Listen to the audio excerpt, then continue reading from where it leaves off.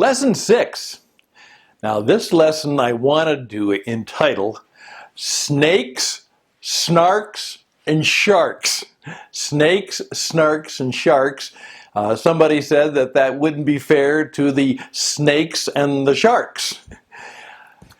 We're going to talk about criticism. And Dale Carnegie talked a lot about that and how we should handle it and how we should give it or deal with it. And so I thought, let's take a few minutes to perhaps put some modern understandings and perhaps a different way of looking at how we might deal with criticism in life. Now, if you've noticed, we've tried to make this thematic that it builds.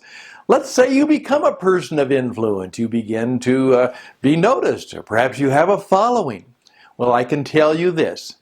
The more you achieve, the more success you have, the greater influence you have, you will gather followers, and you will gather friends, and you will gather people who very much have good feelings about you.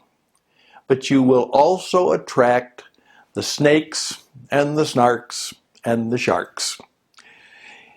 That's just part of the human condition.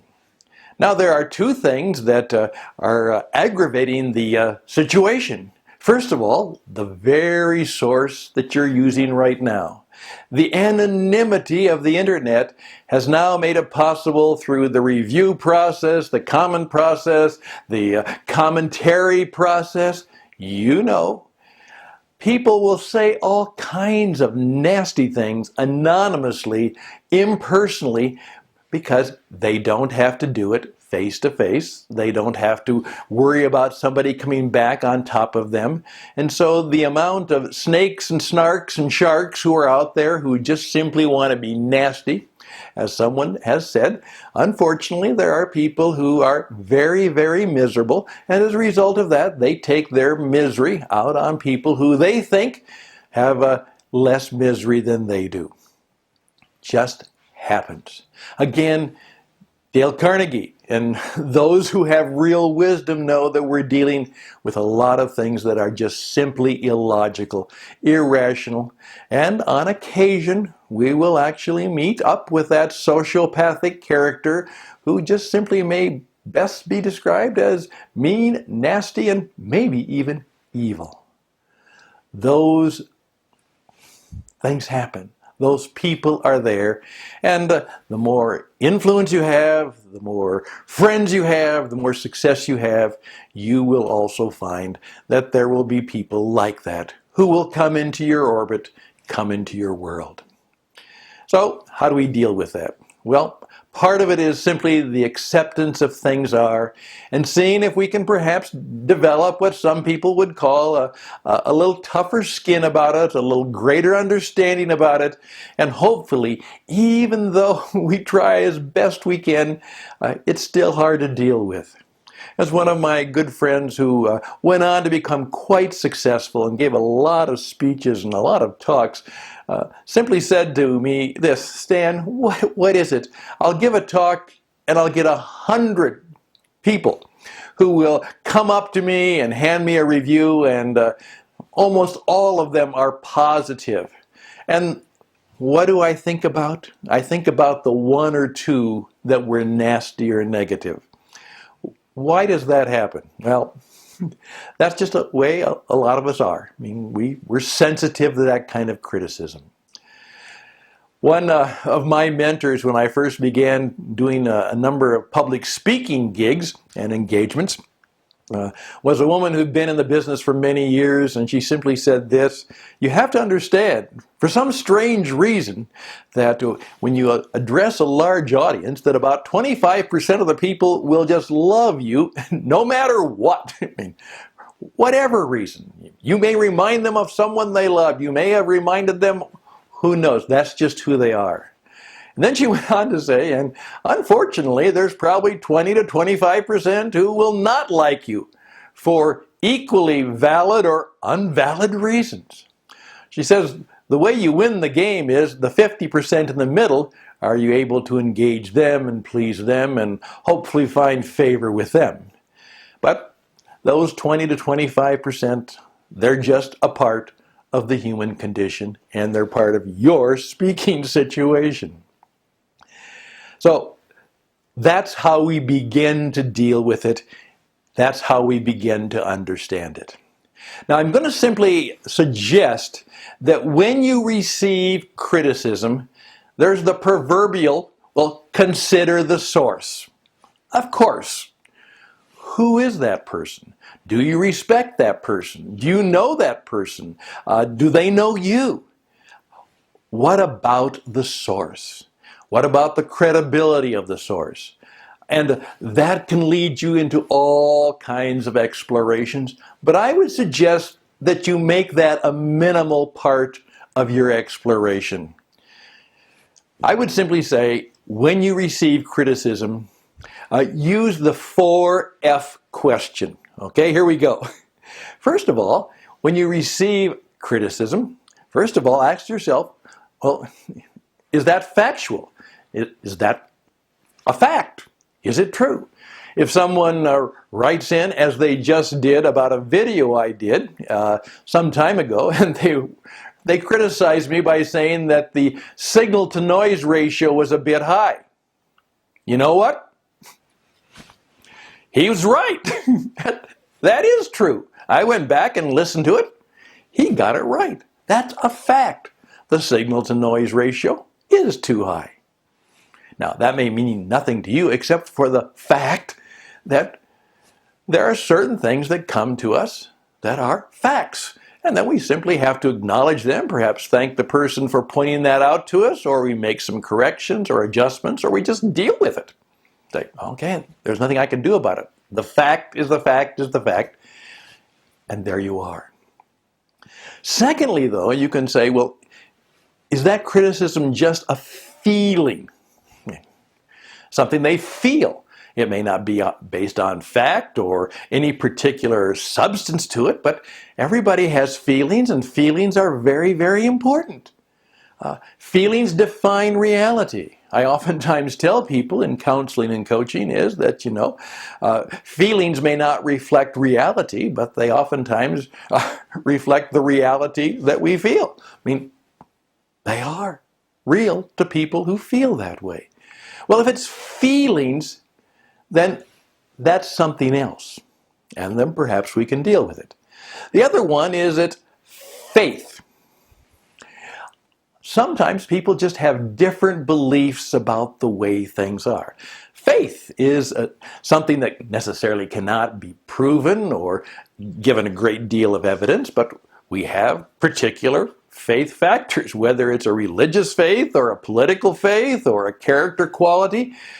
People have beliefs that they believe that are important to them, and we just may differ on the faith factor. Maybe it's just faith or belief. The fourth F is, it's a fraud. It's not true. It just isn't true. Now, what do you do when something is said that just simply is not true? Well, now let's quickly move through this, and just to give you an idea, once you understand that in terms of criticism usually is one of the 4 F's, how do you respond? A fact, you simply acknowledge, and you may thank the person for pointing that out. Now, that doesn't mean that you admit that it was wrong or you were wrong, but the fact is the fact.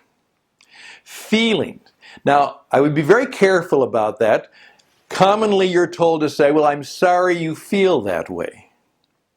Well, I would say don't say you're sorry if you really aren't. Well, those are your feelings, and I respect your feelings is far better than saying I'm sorry that you feel that way. Now, if you really do feel sorry, but I respect your feelings. And what you did then is you actually put it in front of them saying is, yeah, but it is your feelings. I respect your feelings. I feel differently about it. Okay? Faith. Well, I know you believe that, or you've always thought that's the case, or that's very important to you. However, have you ever considered, or would you be open to, or could I suggest? And you are not confronting their faith, because that's silly. You are never going to argue somebody out of a strong position. The proverbial, someone who is pushed out of their position, someone who has a strong opinion, they lose the argument if it's still their position. Even though they may lose the argument, lose the debate, they're of the same opinion. One of the things I've taught people to say is this: a truth told is good, but seldom heard. A truth revealed, that means shown, is what's that? A truth revealed has greater yield. You'll get more by just revealing a truth rather than telling the truth. A truth discovered is best of all. If you can help a person discover the truth for themselves, that's best of all. Very simply, a truth imposed is no truth at all. Someone convinced against their will of the same opinion, still. If it's a fraud, I've learned this: I don't argue with people who make false statements or who tell lies. However, I don't let it go. One gentleman in broadcasting taught me this very strong point. Someone says something and I just know it's not so, or I don't believe it to be so. I just simply said, that's not true. That's not true. Now, I don't go in and argue about it. I don't defend myself. I just simply say, that's not so. That's not true. It's not meant to provoke an argument. I don't necessarily counterattack. I just simply say, that's not true, and let it go. I hope that's kind of helpful in how you might deal with the 4 kinds of criticism that you get. And again, we're talking about something that could be a long, long time of discussion and therapy and everything else. Now, when it comes to giving criticism, what do? Well, I have a basic mantra which says, unless you were asked, why should you? If it's your job, fine. If you have to give a performance review, if you're a professional critic, if that's what you're supposed to do is be in a critical mode, well, then you have to do it, and you have to do it in a professional and hopefully personable and a good way that is non-challenging, in such a way that a person, is not humiliated, embarrassed, or defeated in public. At least in public. However, unless I am asked, I kind of back off. Now, from time to time, though, I've used what I call some coaching ideas that might be helpful. I developed this as a business performance coach, and here's what I oftentimes say. I oftentimes use this word: with your permission, I have a request. Would you be okay if I do not criticize until I have asked the permission question? And then I may say it like this: with your permission, may I make an observation about your speech or your performance or your work?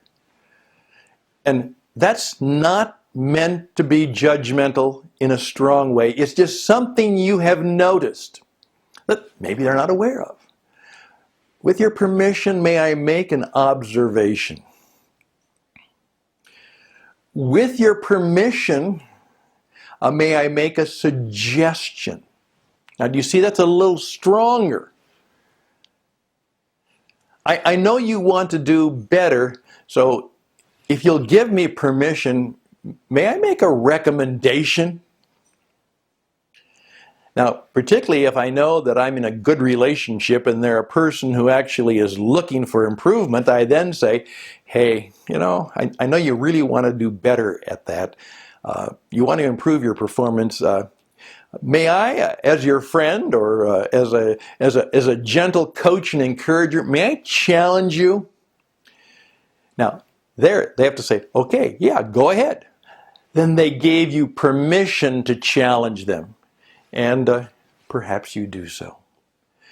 You are never in a position to give direction to another person unless that is your position in whatever legal or positional or organizational hierarchy that you have, or that they have asked for it. If they have asked for your direction, if they have asked, okay, and then you thank them profoundly for giving you permission and for listening and being what? Good. You were open to growth, to getting better, to improvement. Always close with a benediction. Always close with some good speaking, good words. Benediction is not necessarily a religious service. It means bena, good, diction, speak, with a good speaking challenge. There we go. Just a few minutes of thought about how going forward you might understand how you can deal with criticism, and then how, if you are in a position where you must do so, you do so with grace, mercy, and understanding. May it go well with you. Learn to live with it. Learn how to do it right and proper. But for the most part the world does not grow because people criticize. The world grows because people change and encourage one another. Whenever you can, do that for yourself and do that for others. All the best. We'll carry on. And by the way, this will really help you make good friends and make your mark.